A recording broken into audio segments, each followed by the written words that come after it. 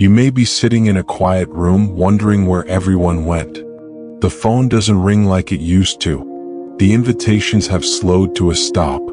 The people who once filled your life with noise, with conversation, with presence, they're gone. And in the silence they've left behind, a painful question begins to echo. God, why did you take everyone away? If you are feeling this, I want you to take a deep breath. This emptiness you feel is not a sign that you have been forgotten. It is not a punishment. It is, perhaps, one of the most profound and misunderstood signs of God's love. You haven't been abandoned. You are being prepared. You are in a sacred space of separation, and it has a holy purpose. God is not finished with you. The first thing you must understand is this: God is not finished with you. This season of isolation feels like an ending, but it is the workspace of a divine artist. When a sculptor has a precious piece of marble, he does not bring it into a crowded room to do his most detailed work. He takes it away. He separates it. He wants to be alone with it so he can chip away the pieces that do not belong and carefully shape it into the masterpiece he has envisioned from the beginning. You may feel like pieces of you are being chipped away. You may feel the pressure and the solitude. But hear this: you are still on the potter's wheel. The hands of God are still on your life. This removal of people is not to harm you, but to get you alone, so he can form you into the person he needs you to be for the promise he has for you. You are not finished. Letting go of what was never meant to follow you. One of the hardest truths to accept is that not everyone who starts with you is meant to finish with you. Some people are anchors and God is calling you to sail. Some are scaffolding, there to support you for a season, but must be removed to reveal the building underneath. You have been praying for a new life, for a breakthrough, for elevation. But elevation requires leaving some things, and sometimes some people, behind. It hurts. It is a real and deep grief. You must allow yourself to mourn what was. But you cannot allow that grief to convince you to hold on to what God is asking you to let go of.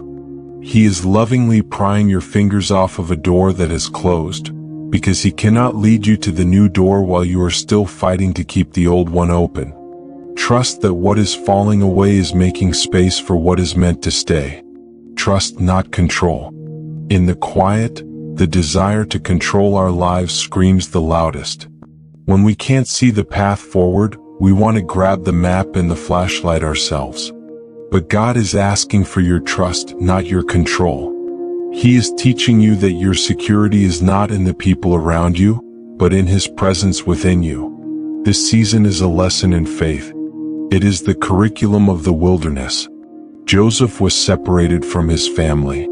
David was separated in the fields with his sheep. Paul was separated in the desert of Arabia. In every case, separation preceded elevation, but it required a deep surrender. You may be waiting and praying, God, show me the plan. And God is gently whispering back, just take my hand. Your job is not to understand the entire journey. Your job is simply to trust the guide.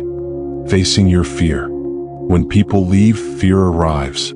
The fear of being alone forever. The fear that you were the problem. The fear that God has finally given up on you. This quiet season is God's invitation to face those fears, not with your own strength, but with His. He has removed the distractions so you can finally hear the lies you have been telling yourself. In the silence, those fears have nowhere left to hide. Do not run from them. Bring them into the light. Tell God, I am afraid. I feel forgotten. He is not afraid of your honesty. He is a gentle Father who will sit with you in that fear until His love becomes louder than your anxiety. He wants to heal the root of the fear, not just trim the branches of your loneliness. This is your chance to build a faith that is not dependent on external validation, but on internal communion with Him. Making room for the new. An empty field is not a tragedy, it is a promise. It is potential. God has not emptied your life to leave it barren. He has cleared the ground because he is about to plant something new. You have been asking for new relationships, a new purpose, a new anointing. But you cannot plant a new garden on top of one that is already overgrown. The removal was the clearing. Now this quiet season is the tilling of the soil. It feels messy and unproductive, but it is essential work. He is preparing your heart to receive the new things he has for you, relationships that are rooted in his will, a purpose that is aligned with your divine calling, and a joy that is not dependent on circumstances. Do not despise the emptiness. See it as holy ground, a space made sacred for a new thing that is about to spring forth. The purpose of a quiet season. Do not mistake silence for absence. In this quiet season, while you are waiting, so much is happening beneath the surface. Your roots are growing deeper. Your spirit is learning to drink from a deeper well. Your character is being fortified. This is a time of hidden growth. The world celebrates the bloom, but God honors the root. He knows that the strength of the tree is not in its visible branches, but in the unseen network that holds it firm in a storm. This season is your rooting season. It is a time of rest and restoration. You may have been running on fumes, pouring from an empty cup. God has pulled you aside to say, "Still, be still, and know that I am God." He is restoring you, replenishing you, and preparing you for the weight of the glory that is to come, the hope that is ahead. So, as you sit in this quiet place, do not see it as a prison of loneliness. See it as a sanctuary of preparation. The people who left were part of a chapter that has now closed. Thank God for the role they played. Let them go in peace and turn your face toward the hope that is ahead. God is working. He is still moving. He has not forgotten you. He has you right where he wants you, alone with him. This is not the end of your story. It is the silent, sacred, and necessary prelude to your greatest chapter yet. Trust the process. Endure the quiet. A new day is coming and you are being made ready for it.